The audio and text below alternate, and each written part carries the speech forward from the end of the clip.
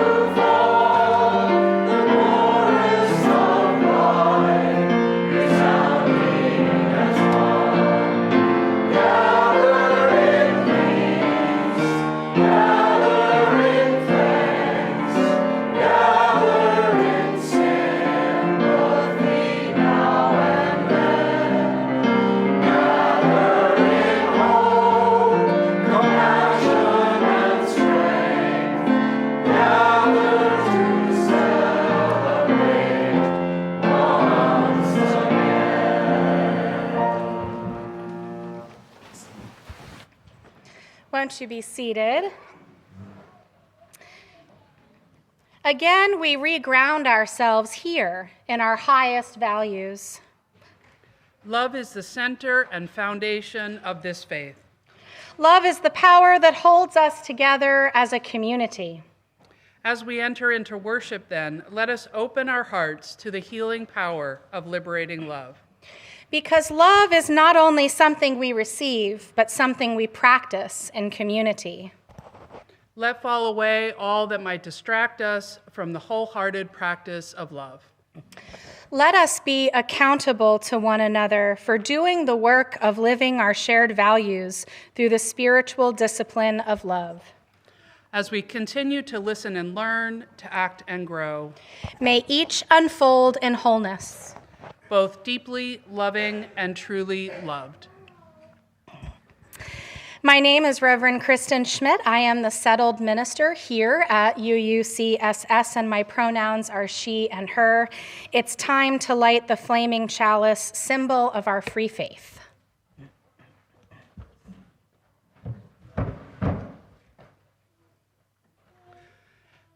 May this light warm our hearts with love and caring and guide us in the ways of truth.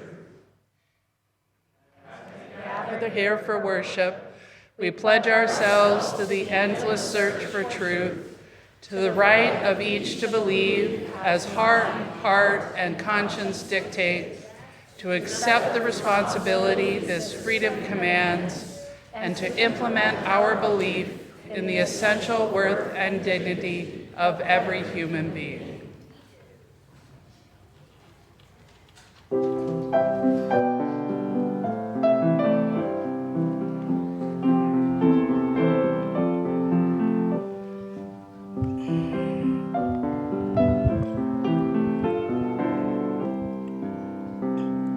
May this light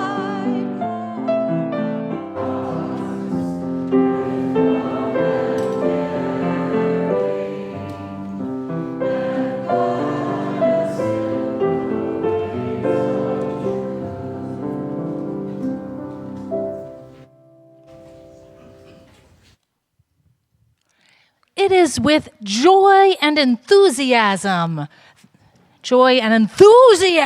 right?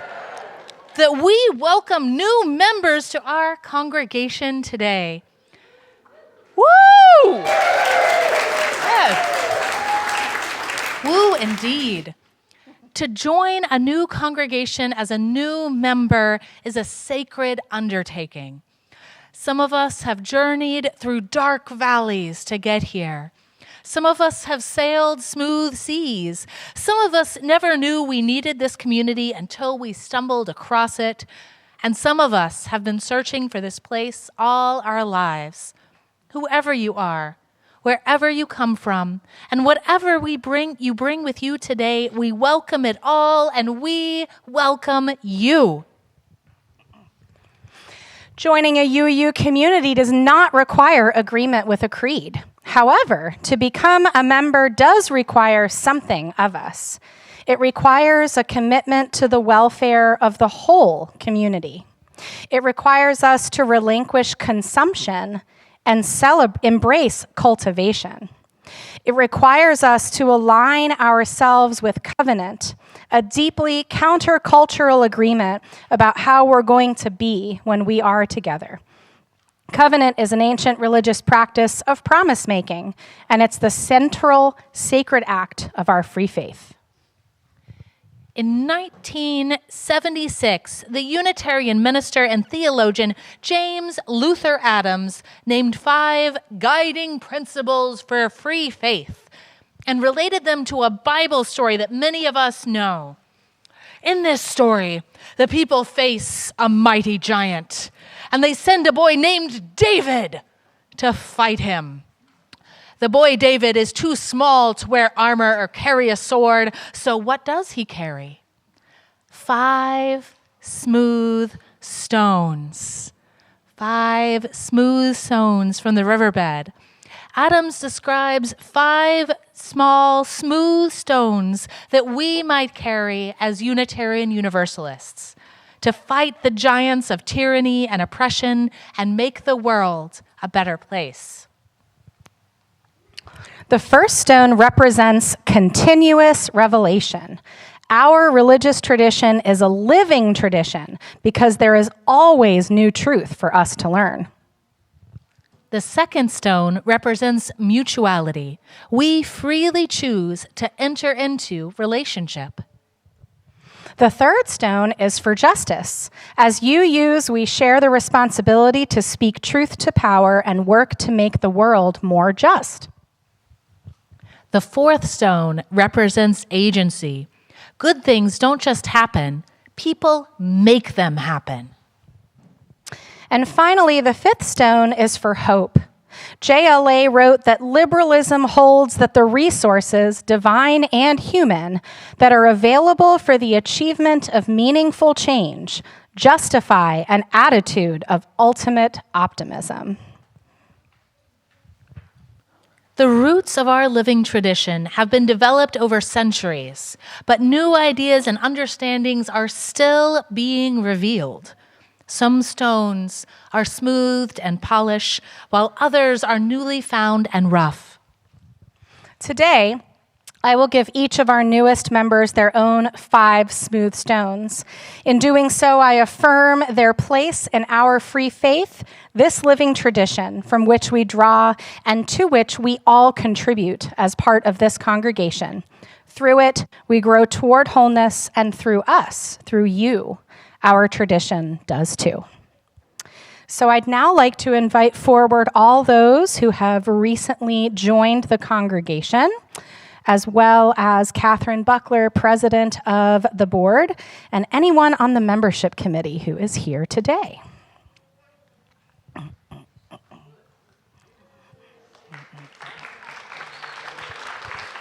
I forgot to tell you had words. I'm really sorry. Come on up. Come on up. Everybody wants to see you.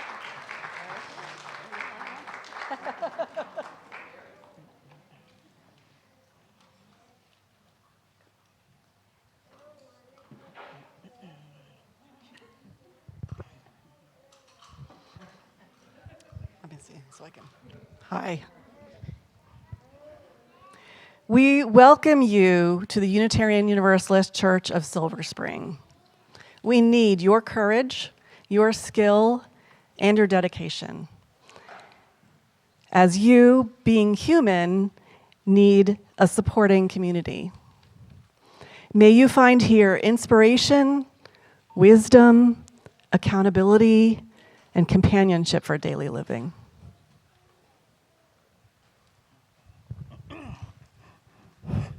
All right, congregation, we got it together, and the words you're supposed to say are actually on the screen. Please join me in saying them. We welcome you into membership. We welcome your commitment to our shared values and ideals. We encourage you to participate fully in the life of this church. We honor the paths of faith that have brought you here and look forward to the journey we will share together into the future. And now there should be words for our new members to say. All right. New members, would you please say the words together on the screen? We, like you, experience freedom of faith. Now we accept the responsibilities of membership and participation in this congregation. We anticipate mutual support of the community. We look forward to sharing our ideas and helping UUCSS serve our values within and beyond these walls. Welcome. May you find welcome and friendship with and among these good people. May you find in this community the comfort and challenge, inspiration and support to help you continue to be the people you are called to be. And from this religious community, may you be nurtured and challenged to truly bless the world. Let's join in welcoming them to our congregation.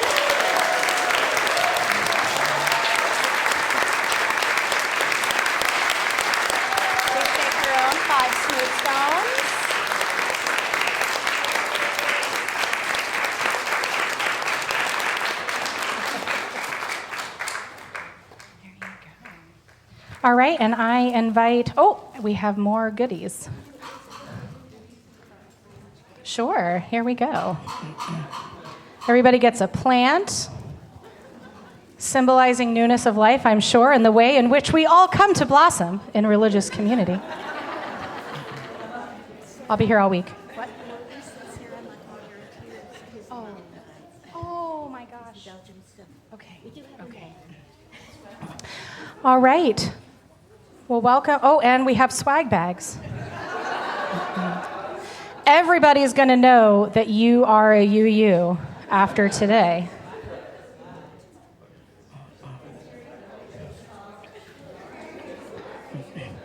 I need one of those shopping bags. Well, welcome everyone. I invite everyone to head back to your seats while we enjoy an anthem. Yay!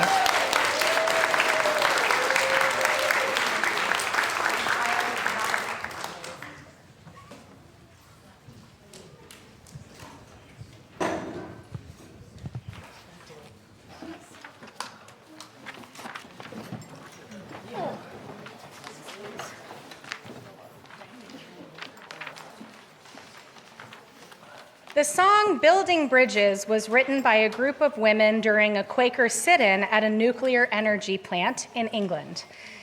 We would like you to sing Nick Page's adaptation with us as a song of peace. It goes like this. Building bridges between our divisions, I reach out to you. Will you reach out to me with all of our voices and all of our visions?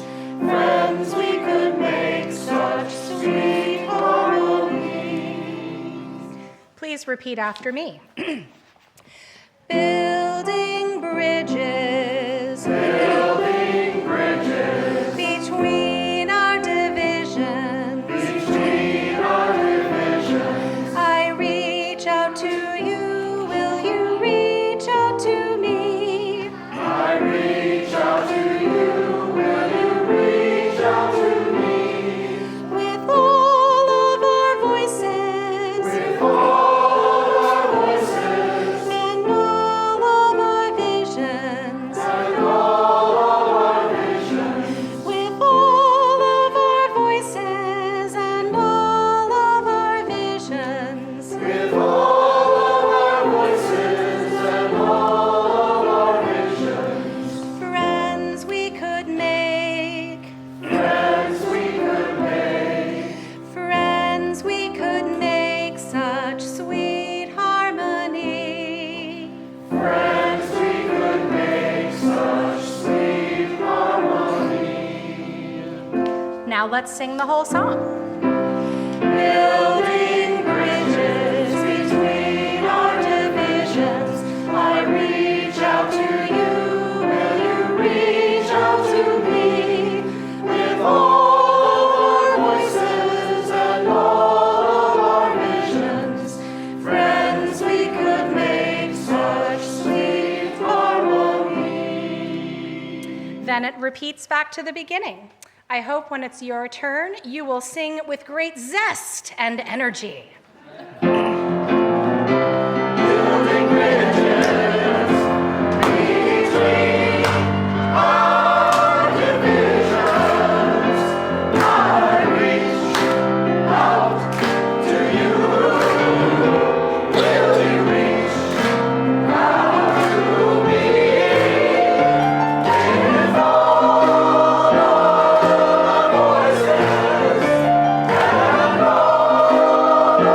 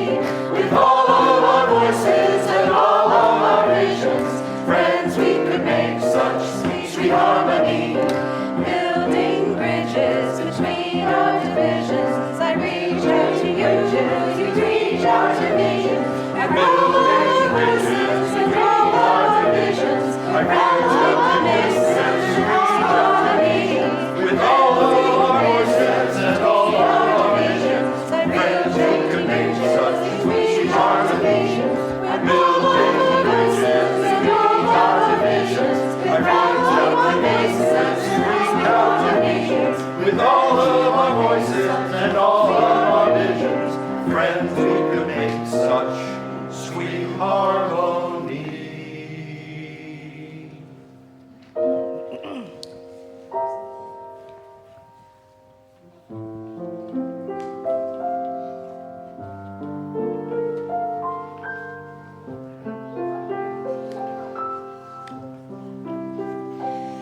If we build our bridges, if we break down divisions,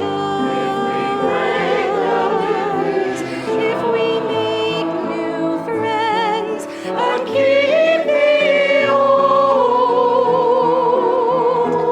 if we make new friends and no more enemies, if we create harmony,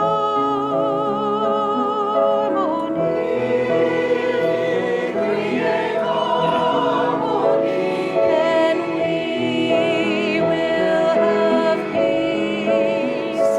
Then we will have peace. Now it's your turn. Please rise and body your spirit. We'll all sing the song in unison, then 2 more times in a round. This side will enter first. This side will enter second. Did I get it right?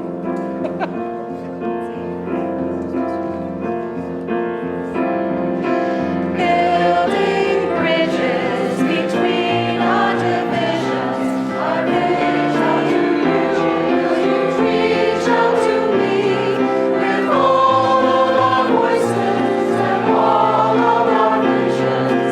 Friends, we could make such sweet harmony. Building bridges between our divisions, I reach out to you, you reach out to me, with all of our voices and all of our visions. With all of our voices and all of our visions. Building bridges between our divisions, I reach out to you, you reach out to me, with all of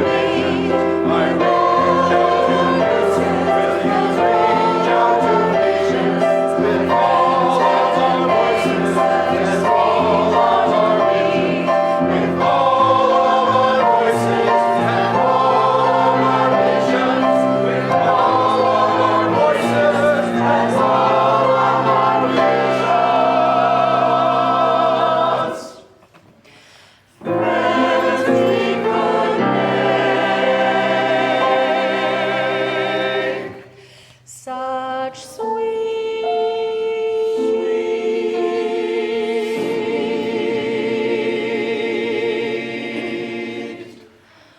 harmony.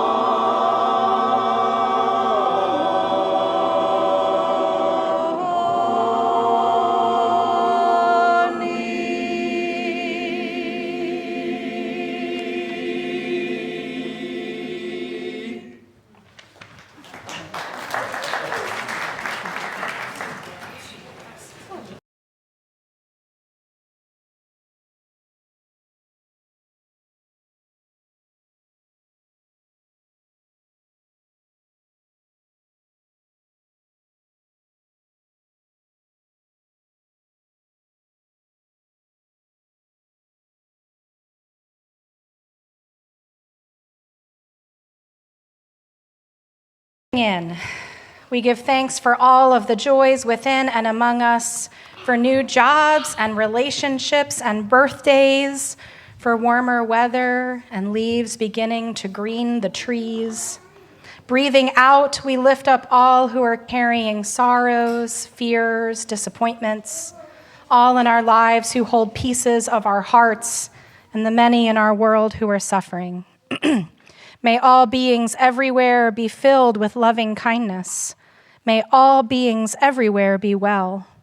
May all beings everywhere be free from mental and physical suffering. May all beings everywhere be peaceful and at ease. May all beings everywhere be whole. Breathing in, we lift up ourselves when we miss the mark, when we are not our best selves. When we carry resentment and anger, may we remember the power of saying sorry, making amends, and forgiving others. When the evils of the world bring us to despair, let us remember to breathe out so that we can breathe in the strength of the communities of faith, love, and hope that stretch back thousands of years, that hold us now, that we pray will be here to hold our children's children long after we are gone. These things we pray in the name of all that is holy. Amen. Blessed be. In just a moment, we'll begin a time of personal meditation, reflection, or prayer. If you've suffered a deep loss during the last year, you can stand or raise your hand during the silence if you wish to honor your grief.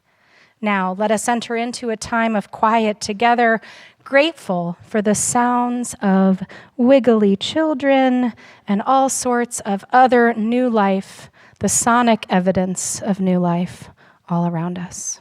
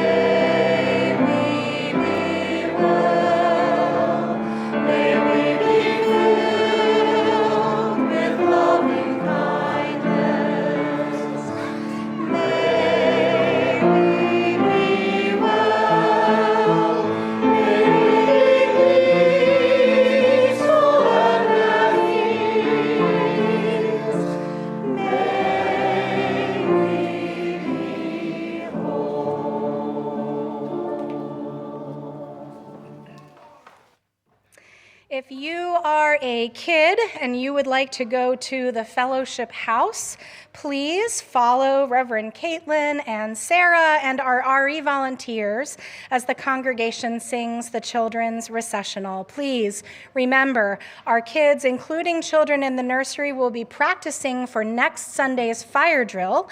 So remember to pick them all up, including babies and toddlers from the nursery, from the playground today. Let's join in singing.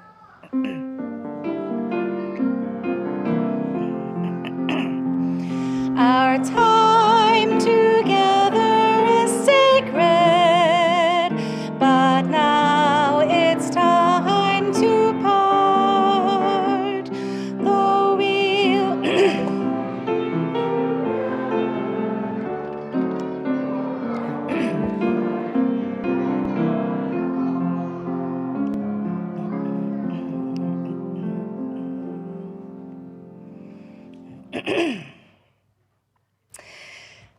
Edwin Friedman was a rabbi, a family therapist, and a leadership consultant who's best known for his work with religious communities. His book, called Friedman's Fables, is a collection of stories that he wrote to help explain family systems so people would understand them better. And I'm going to tell you one of his stories. It's called The Power of Belief. And it begins with a man who came home one day and announced to everyone that he was dead. Right away, his neighbors tried to show him just how silly this was. He was thinking, his brain was functioning, he was breathing, and dead people can't do any of those things. But for whatever reason, no argument would change this guy's mind. No matter what evidence people brought up to convince him, no matter how sensible the persuasion, the man insisted he was dead. He never seemed to lose the zest for debate, but sometimes he would shrug his shoulders and say, well, if I'm dead, you don't exist either, since surely the living don't hang out with the dead. Now, eventually, most people gave up trying to convince him that he was wrong, and the few left became increasingly concerned about him. They assumed he had lost his grip on reality or was ill somehow. Maybe it was a brain tumor. Maybe he was exhausted or overworked. His family finally decided to call a professional.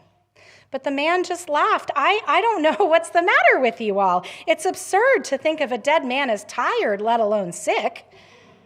Still, they made him an appointment with a psychiatrist. At the end of the appointment, the doctor shook his head. This man has lost all awareness of reality. I recommend intense therapy immediately. But the man just laughed. What kind of therapy would you prescribe for a dead man? If word got out that you, a respected doctor, had prescribed treatment to a dead man, surely the medical board might worry that you'd begun losing your grip on reality. Then the man's wife had an idea. Let's ask the family doctor to see him. She's not a specialist, but she has known him his entire life. And if he won't listen to her, he won't listen to anybody. So they took him to the family doctor, who greeted him with a hug and a smile. And after learning about the situation, she asked him a simple question. Do dead men bleed? Of course not, the man replied. Then the doctor asked for permission to cut a very tiny cut in his arm, and that way they could put the whole question of whether he was dead to rest. And the man agreed. And the doctor quickly cut a small incision in the man's arm, and they all watched as a little drop of blood trickled out, and everyone was hopeful that this would be the thing that would finally bring this man back to his senses. But as the doctor put a Band-Aid on his arm, the man smiled and said, I can't believe it. I was completely wrong. Dead man can bleed.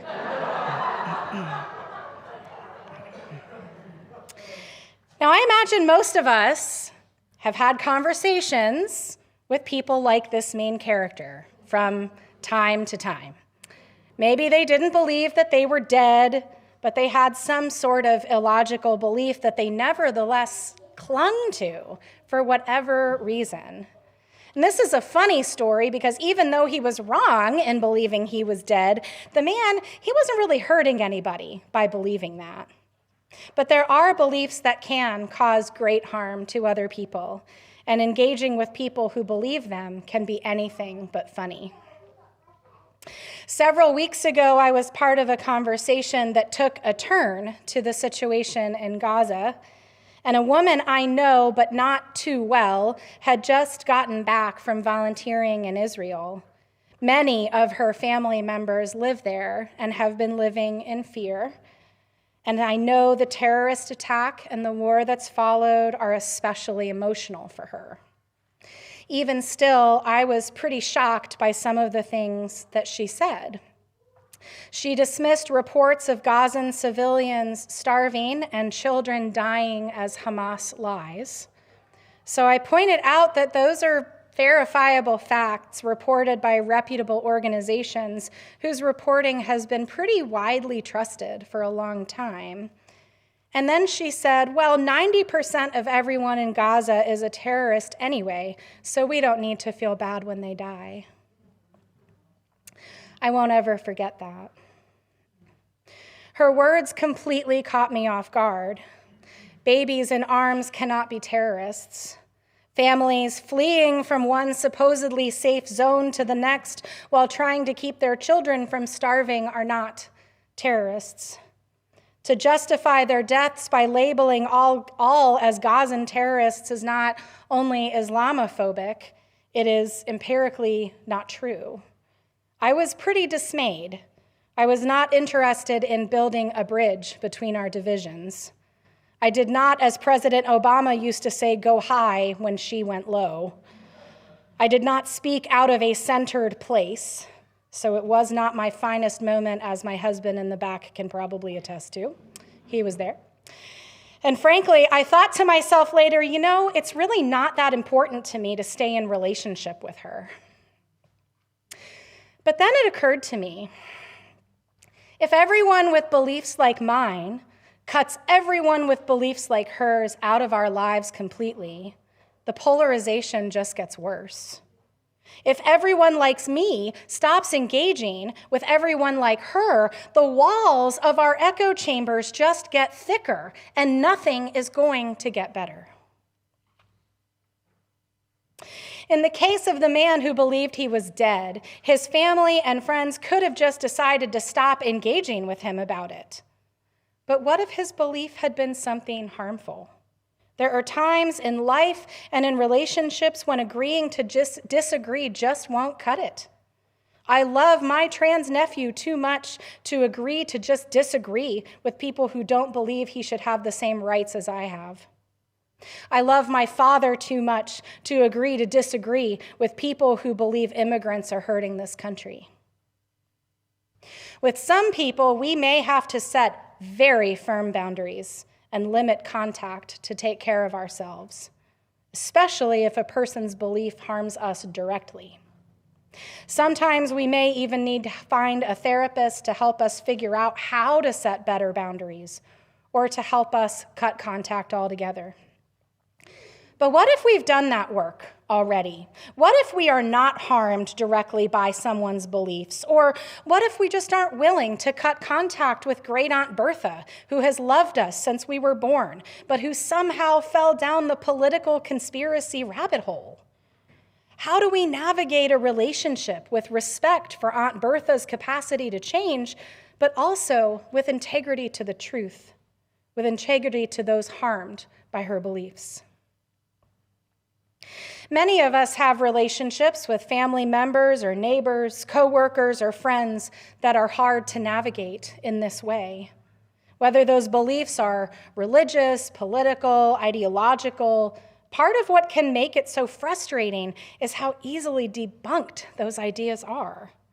Conspiracy theories, cults, political manipulation, all of it can lead people to believe the outrageous and then dig their heels in when confronted with facts that challenge their ideas. And that's because facts do not convince people. News alert. In a 2021 article in Live Science by Stephanie Pappas, psychologist Kurt Gray said, "In moral disagreements, experiences seem truer than facts." The Center for the Science of Moral Understanding at the University of North Carolina, which Gray directs, did a study about this exact thing. The results showed that people doubted political facts presented by their opponents far more than facts presented by someone they already agreed with. But the study also showed that stories of personal experiences were more likely to change people's minds. Ultimately, Pappas wrote, people can always come up with a way to doubt or discount facts, but personal experiences are harder to argue away. Gray said, it's just so hard to doubt when someone tells you, look, this terrible thing happened to me. There's another field with help for navigating these kinds of tricky relationships. It's cult intervention. There's a lot of good stuff out there on this, but I think the work of Rachel Bernstein is the most accessible. Bernstein is a licensed marriage and family therapist who has specialized in cult intervention and reacclimation for 30 years. She identifies QAnon and the MAGA movements and many fundamentalist religious groups as having cult-like qualities. In an episode of the podcast called A Little Bit Culty, which I highly recommend, Bernstein offers some practical guidance. The lay ministers here this morning are listening to this service later online may recognize some of these ideas from their pastoral listening training. Number one, Bernstein encourages us to be intentional about any conversations we have with a person like this in our lives. If we find ourselves in a conversation that surprises us, like I had with the woman in my story, don't take the bait like I did. It's better to take the time we need to center ourselves and prepare for a future conversation. Because to be effective, we need to be able to stay calm and respond to the other person's anxiety with non-anxious presence.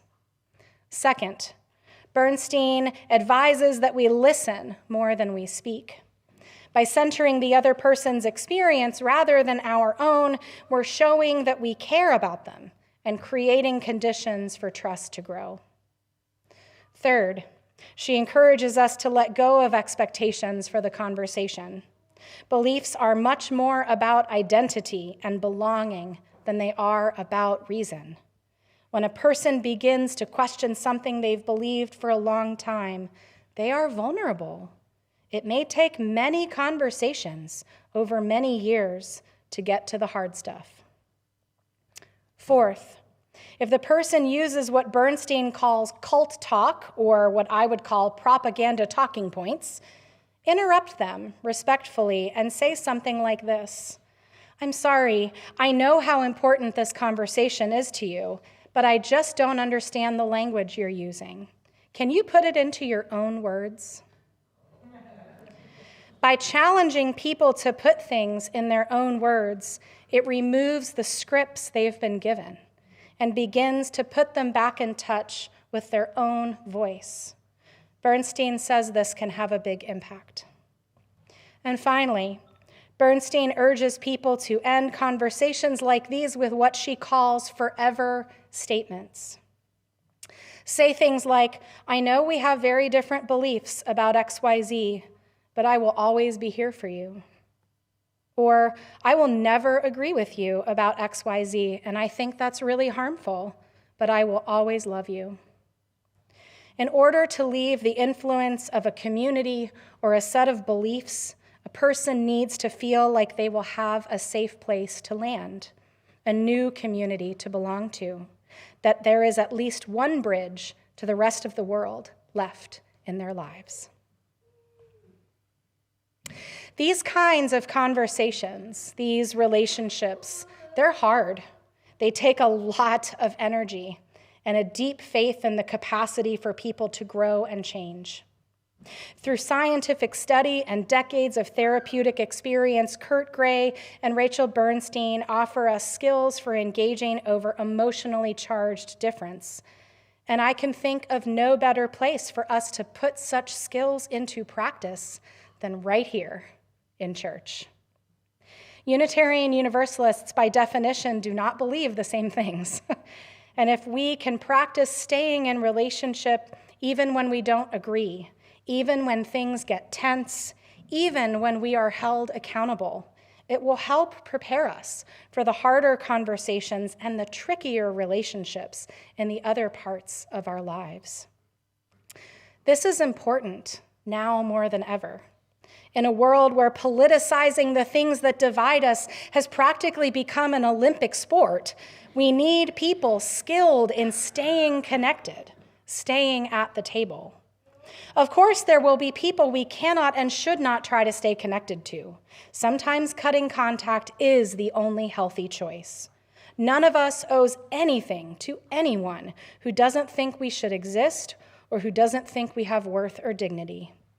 But there might be one or two people in our lives who have been led down a troublesome path for whom a connection with us can make the difference, could lead to a change of heart.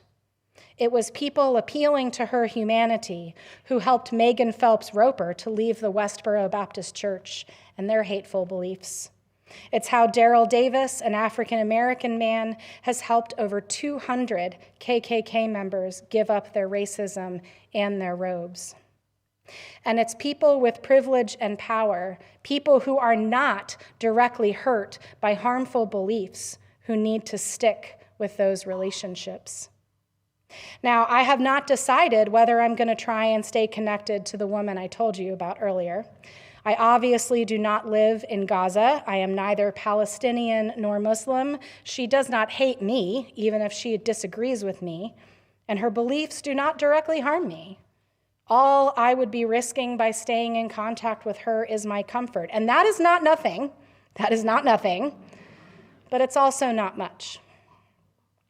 When I think about how much time, how much effort, such slow and individual change takes, it can feel hopeless at times. But in her book, The Gift of Faith, Jean Harrison Nuyar writes, in the lore of ancient China, there's a story of a philosopher who was asked, where is the road called hope? He replied, it does not exist, but as people walk upon it, it comes into being. May each of us find strength, skills, and companionship to navigate hard relationships with integrity and grace. And may the road called hope come into being within and beneath us. Amen.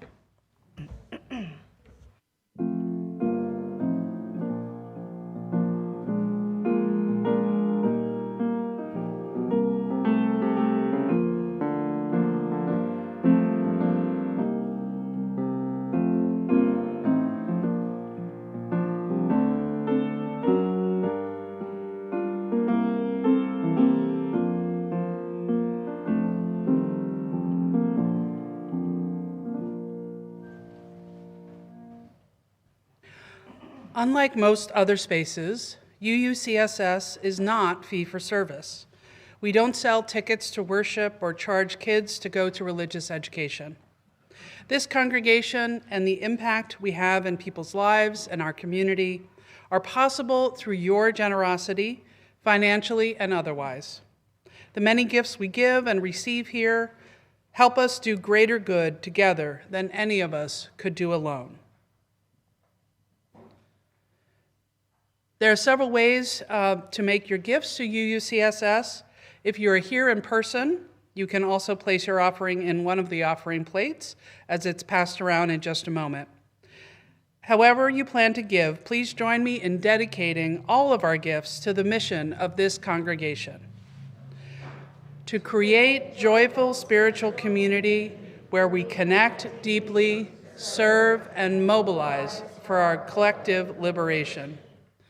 The offering will now gratefully be given and received.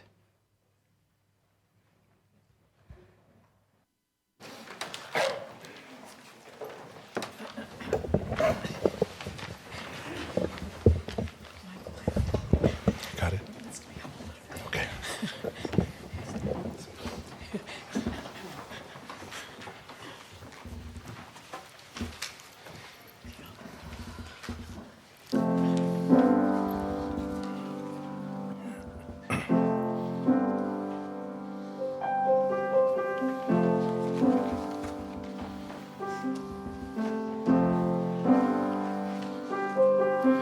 Talking left, talking right, talking far into the night, splitting hairs, splitting up, splitting off. Less and more, rich and poor, what to address, what to ignore. What are we really fighting for? Persuade, coerce, Convene, disperse, accept or curse, deny, confess. condemn or bless. Who lives? Who dies? My truth, your lies. Bring in, shout out, what's that all about? Who gives out retribution and grace? What to give, what to spend, what to give and what to lend. Some have not, some have a lot. Can we look at the things we've got? I see us fighting over what we believe, how to love and how to pray. We begin and hope and resolve and dreams and end up fighting over what we believe. I see us fighting over what we believe, leaving spirits poor and lonely. I want to use my fighting spirit in a different way, instead of fighting over what we believe.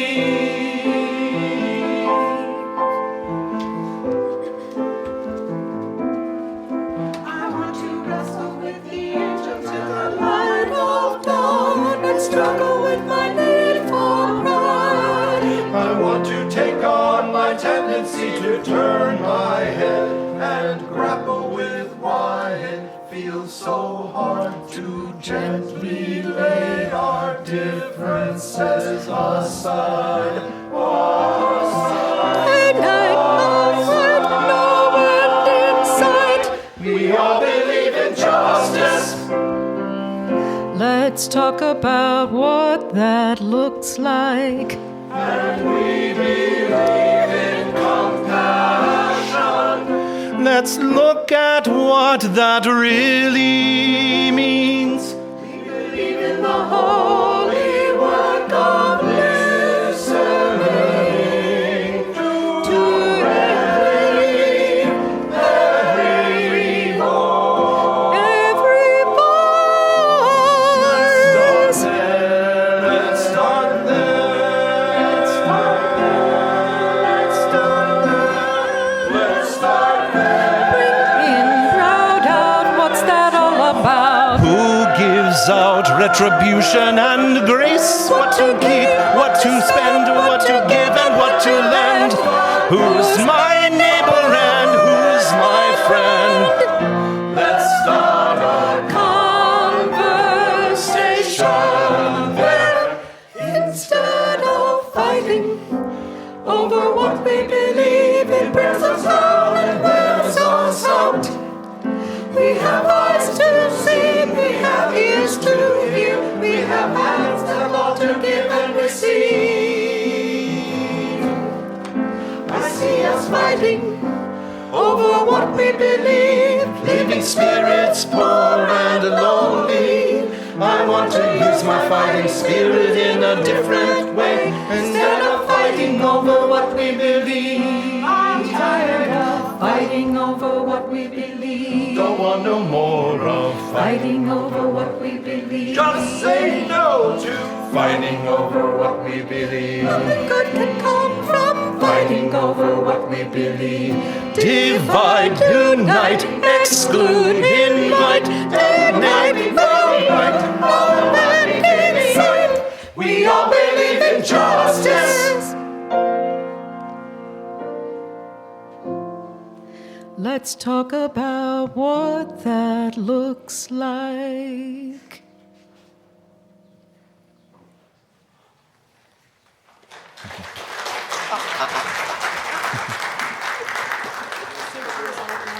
Now, Emily Harris is going to come forward and give our announcements.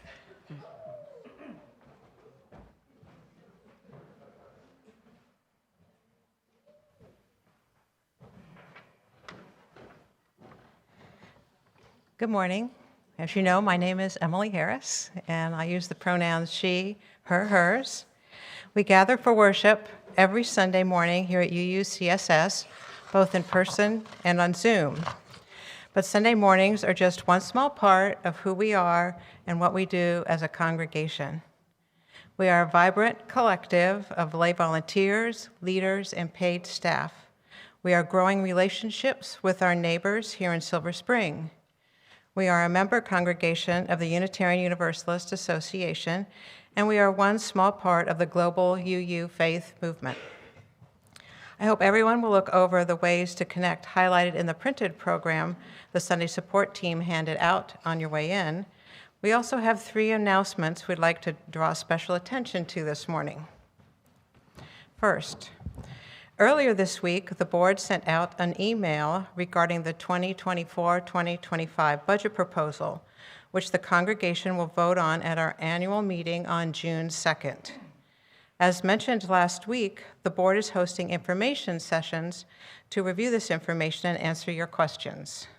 There are still 2 information sessions remaining. You can join us today directly after the service. Take a minute to grab a coffee if you'd like, then meet us back here in the sanctuary. The last information session will be next Friday, April 19th at 1 o'clock on Zoom. You'll find the Zoom link on the church calendar and in the all-church email. Second, we hope that everyone will join us next Sunday for the Earth Day service, which this year will be about the wisdom of trees. Toward the very end of that service, we will have a fire drill so that everyone can practice what to do in the event of a fire emergency. The drill will occur after the final hymn. And third, our final announcement is about Action in Montgomery, or AIM, an organizing network focusing on statewide advocacy for housing equity, tenants' rights, and climate justice. There will be 2 informational sessions about the possibility of our church joining Action in Montgomery. The first of these sessions is this upcoming Wednesday on April 17th, online from 7:30 to 8:30 p.m. A representative of AIM will be joining us for this session. The Zoom link for the meeting is in the all-church email and the April Uniter. It can also be found in the calendar on the UUCSS website. If you have any questions, you can see or contact Bob Geiger. Thanks.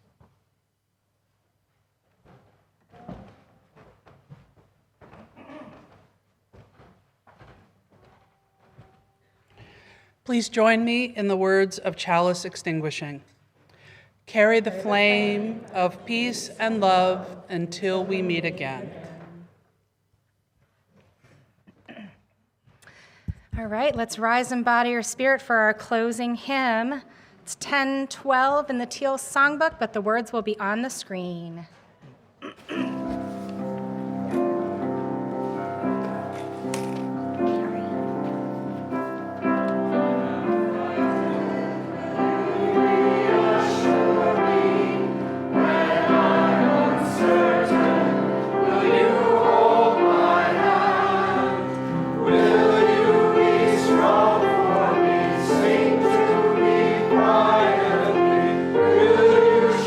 Some of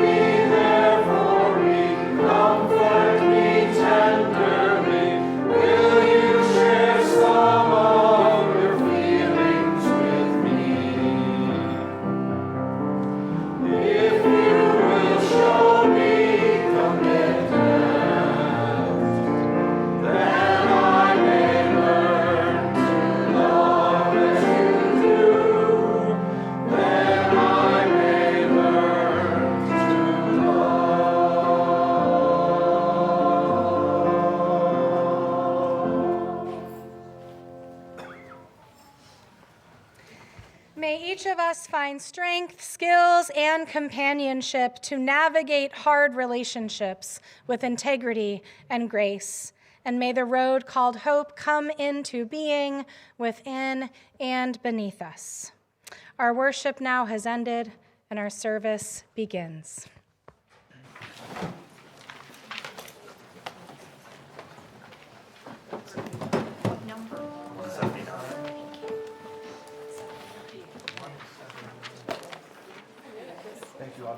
Mic here. I want to ask everyone who has access to a hymnal to turn to 179. There will also be words up on the screen, but the tune is a little bit tricky in places, and so I want to give you a chance, at least in the first verse, to join with us. This is a Yoruba tune from Africa, and it's called Words That We Hold Tight. This is an adaptation for the hymnal, the UU hymnal. 3 verses, and I'm going to lead from this box drum. This is called a cajon, but just so you know. They used to be like orange crates, but that's what I drum on, and it makes a really cool sound.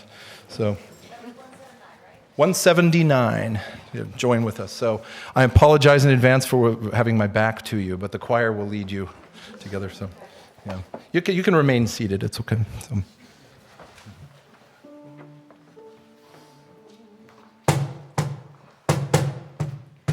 Words that we hold tight won't let us go.